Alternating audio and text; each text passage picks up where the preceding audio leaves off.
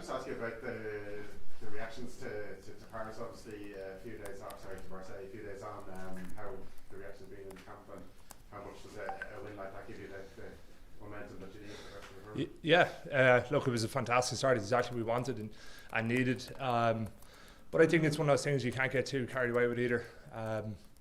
Obviously, great to go over there and put in a kind of a record performance and go to somewhere different than Paris and get the win. And we were pretty happy with a lot of aspects to the game, but it's just a stepping stone now into the next weekend in Italy on Sunday. So we know we'll have to progress and get better as the competition goes out, even though we started off pretty well and lads are happy in general, but there's always room to improve, and we can't take it that's going to be our best performance. We need to push on and try to be better again, and Italy will definitely show a different challenge on the weekend. Italy at home would sometimes be a chance to rotate. Are you getting the sense that might happen this week, or because it's so early in the tournament? Yeah, I think it's tough with a bye week afterwards, and then one game and then another week off. So lads need minutes and an opportunity to play and make sure they're fit and ready. So we'll have to see if there's too many changes, but it's about backing up last week's performance and making sure that we're in the right spot after 2 games. Jack, it's 3 months on from the World Cup. I know we spoke to all of you many times now about the disappointment. I'm sure nothing is ever going to get over that disappointment.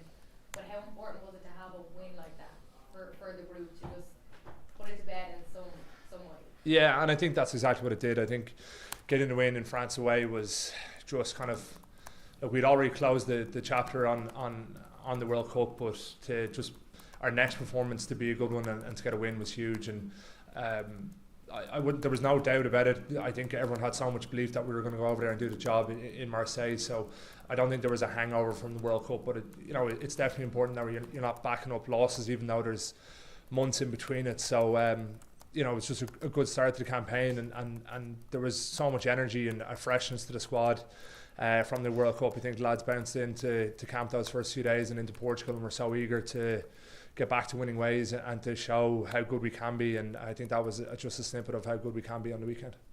Yeah, was that a mindset thing that you really worked on, or where does that belief come from when you had such a disappointment to be able to, as you said, bounce into camp? And I think everybody spoke in the press conference afterwards that you played with such a belief from the start.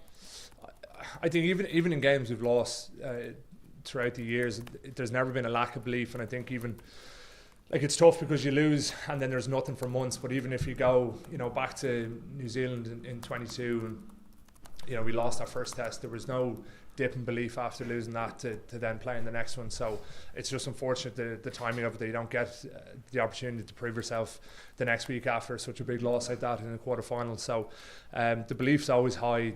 I think the standard of player and the standard of the environment and the coaching staff is too high in here for the belief to ever really dip. So lads are just eager and excited to get back in green and to play in front of a sold out stadium in Marseille. And it was an unbelievable atmosphere. It was probably even better when you're going well and you walk out and it's raucous and it's the place is bouncing, but then you're going well and there's a bit of a hush in the crowd, and it's you're doing well when those kind of things are happening. So it'll be great to get back to the Viva this week and have a sellout and hear so many Irish fans back in the seat. Fierce competition in the back row, but you couldn't have done much more in your last 2 Ireland appearances to push in there.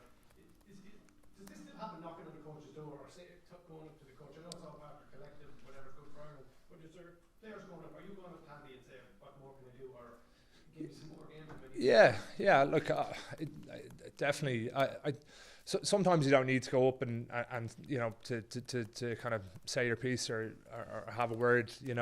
It's just about taking the opportunities when they come. And I was unfortunate with knocks and stuff over the World Cup that I didn't get as much game time as I would have liked, but that's what it was. And now it's just about taking the opportunities when they come. And I think even now, and I've been around a few years at this stage, you still want to have those conversations because you still want to get better, and you never want to just take what you're good at and not worry about what you need to improve on. So whether it's having conversations with Faz or Paulie or Caddy Soy or Fogs or anything like that, or even Jo and Rudds in the S&C kind of department, I think it's important to always just having those conversations, make sure that you're pushing in the right direction, that you're not just happy where you're at, that you want to get better. And I think the standard of player is too high here for anyone to say, oh yeah, I don't need to have those conversations, or I don't need to focus on what I need to improve on. I'm happy where I'm at. So because when you're not on it, there's so many good players in the squad, and then who aren't in the squad as well, especially in the back row, who could come in and do a job. And you've seen in the past that Faz is more than happy to make calls like that. So you need to be on it when you get your opportunity, whether it's going to be 16 odd minutes off the bench against France or whatever it'll be for this weekend. So it's that's just the standard of the squad, is pushing everyone along the whole time. So it's a good place to be, but you need to be on it. It's a long time since Italy beaten Ireland, maybe 11 seasons. What's the key, what's the fundamental thing to beating Italy, or to making sure it's a fully strong performance for the Italy? I think not just the key to beating Italy, but the key to beating anyone is just playing our game our way, not getting in our own way, not getting in our own heads, being accepting of mistakes, that it's going to happen, because you're always chasing the perfect game, but that doesn't exist. So it's just about being kind of next moment focused and getting on with the job, and doing everything you can in the moment in front of your face to be at your best, so and to do your job for the team. And so that's how we get the win this weekend and get a performance. So just being moment focused and doing your job to the best of your ability.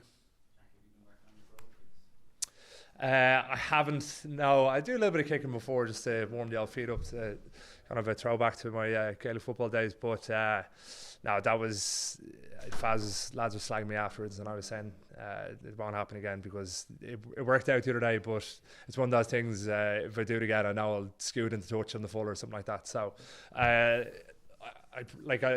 in the moment, I just I could see it in my periphery that your man and someone had shot up on the outside, and then I could hear Lowy in the background saying kick it. So I don't know. I don't know why I kicked with my left foot. It's just probably my right foot ever since that injury and thing. I just don't like kicking balls with it. So luckily it worked out, and they kicked into touch.